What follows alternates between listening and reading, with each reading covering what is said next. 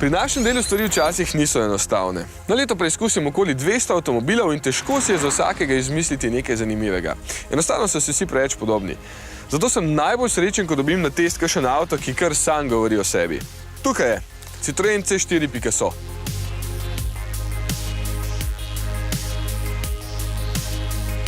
Kaj je tako posebnega? Vse. Poglejte to masko, ste že videli takšno? Sploh pri Citroenu. Avto je res svež in simpatičen. Ko sem ga prvič videl na fotografijah, mi ni bil niti malo všeč. Zdaj je v živo, je pa prav privlačen. Dobro, pri boku ne moreš odkrivati veliko novega, čeprav odraža prostorno kabino. Zadek je pa skoraj brez idej. Še luči so ukradli novemu Golfu.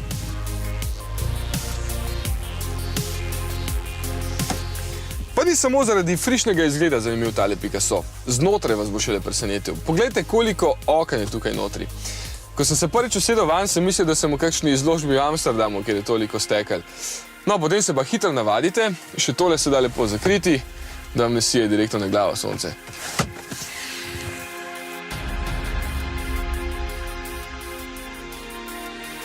Gremo naprej. Ja, tale sedež. To je šele hudo. Spodaj ima oporo za noge, ki se takole električno pomakne ven in že imaš občutek, da si pri zobarju. Ampak tukaj za spremembo nič ne boli. Še masirate. Zadnjič, ko smo se peljali nekaj na snemanje, sem tukaj spal kot dojenček. Še zdaj bi. Veliko prostora je seveda tudi v drugi vrsti. Prtljažnik ima dokaj nizko dno za nakladanje in seveda veliko odprtino. Zdaj pa končno pridemo še do tukaj. Kaj je novega za voznika? Ta dva zaslona že. Če ta je normalno velik in ima zanimive soft touch tipke, da vse skupaj izgleda zelo pospravljeno, je pa tale notri naravnost ogromen. Merilnik hitrosti in vse kontrolne lučke so tukaj, tako da avtomobili res postajajo digitalni. In ker nič na tem svetu ni tako idealno kot recimo delovanje slovenskega parlamenta, ima seveda tudi Picasso svoje muhe. Nekatere so prav nadležne.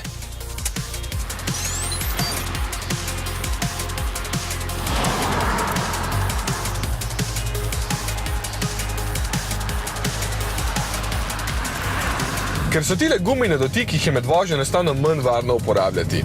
Ne morate jih kar slepo pritiskati, ampak vedno pogledati, če je okej. In vse skupaj deluje zelo neodzivno. Včasih si morate prav vzeti čas, da pritisnete in da je potem okej. 20 pa evo.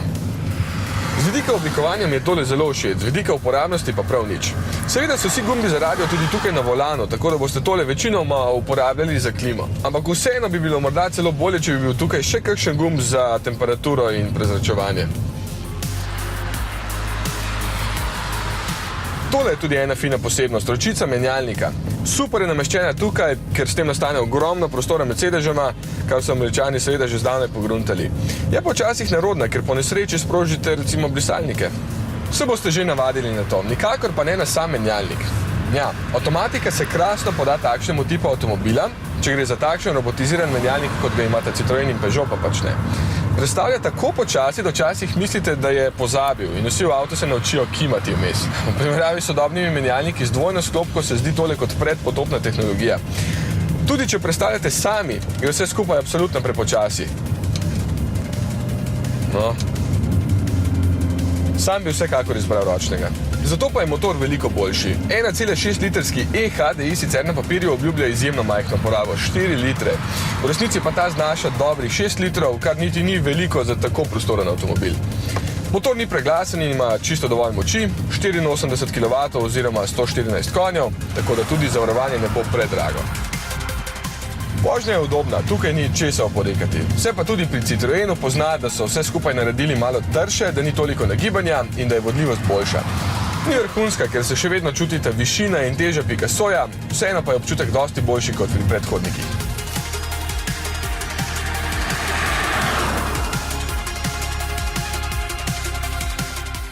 Kljub nekaterim kar bednim napakam se mi zdi tale novi Picasso krasen avtomobil.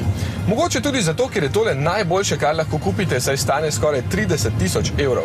Več praktično ne morete dobiti, tako da bi jaz na vašem mestu črtal nekaj zadev seznama, menjalnik skoraj gotovo in potem bo tudi cena bolj normalna. C4 Picasso namreč tisto svojo osnovno funkcijo opravlja tako dobro in na tako poseben način, da začnete razmišljati samo še o družini, če je nimate.